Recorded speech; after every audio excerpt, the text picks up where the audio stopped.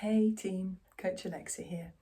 I'm going to continue the Pillars of Health video series that I've been doing recently. I'm focusing in this little section of the series on physical activity for our longer term health and well-being.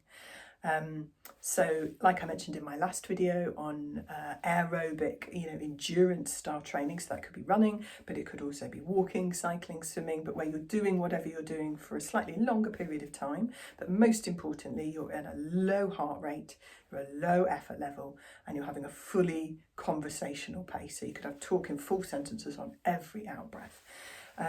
In this video, I'm going to sort of talk about like the opposite type of cardiovascular training, which is higher intensity stuff. So this is when your aim is to put more effort in to get that heart rate and breathing rate elevated so that you're breathing harder. You can talk in maybe a couple of words or two on each out breath.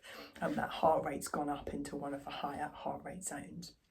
Now this is really good for our training if we want it to be. It doesn't have to be part of our running schedule. We can make some really, really good progress just working on the lower intensity zone 2 stuff. But higher intensity, higher pace, higher effort work can improve our speed, it can improve our form, it can improve our muscle activation. It has a really good crossover effect into improving our overall kind of cardiovascular efficiency often. So some really, really good benefits. So if you wanted to improve your pace over a certain distance, for example, you want to go faster 5k or faster marathon time, whatever it might be, then including a little bit of speed work in your plan is a good idea. You don't have to go crazy with it though, so it's still, I always think about a bit of a tiered cake. So the faster you go, the higher the intensity of your session, the less of it you need to do.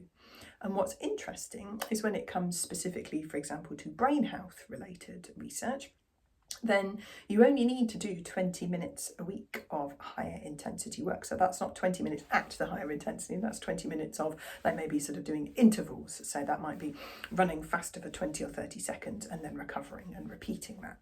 Or, if you're not a runner, or you're new to sort of sport and physical activity, that might be warming up by walking to the bottom of a hill and then power walking up the hill for 10 seconds, 20 seconds, and then walking back down again and recovering.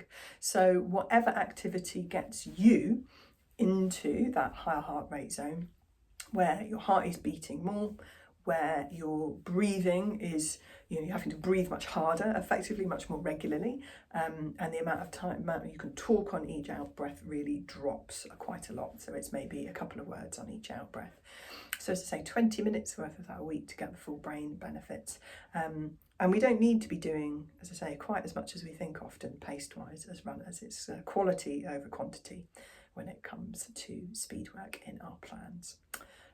So yeah, I hope that's useful. And again, another sort of example of where some of the training that we do as runners doesn't just improve our running, and you might think about, your physical health in terms of your muscles, your cardiovascular system, etc.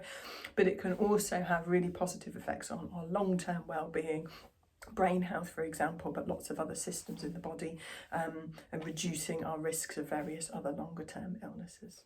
Hope that's useful.